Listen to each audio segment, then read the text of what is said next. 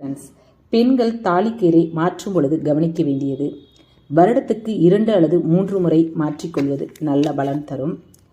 அப்படி மாற்றும் பொழுது முக்கியமாக வெள்ளி, செவ்வாய், அமாவாசை, பிரதமை நாட்களில் மாற்றக்கூடாது. வளர்பிறையில் மாற்றுவது நல்லது. கருவுற்றிருக்கும் பெண்கள் கர்ப்ப காலத்தில் தாலிக்கயிறை மாற்றக்கூடாது.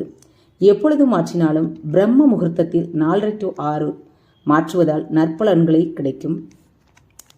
வெள்ளிக்கிழமை காலை 6 to 7க்குள் திருமாங்கல்யத்திற்கு கணவன் கையால் குங்குமம் வைத்து கொண்டால் மாங்கல்ய பலம் அதிகரிக்கும். இதில் பல சூட்சமங்கள் இருப்பதால் நம் முன்னோர்கள் தாலிக்கயிறை பெண்கள் வெளியில் தெரியும்படி தொங்கவிடக்கூடாதுன்னு சொல்லுவாங்க.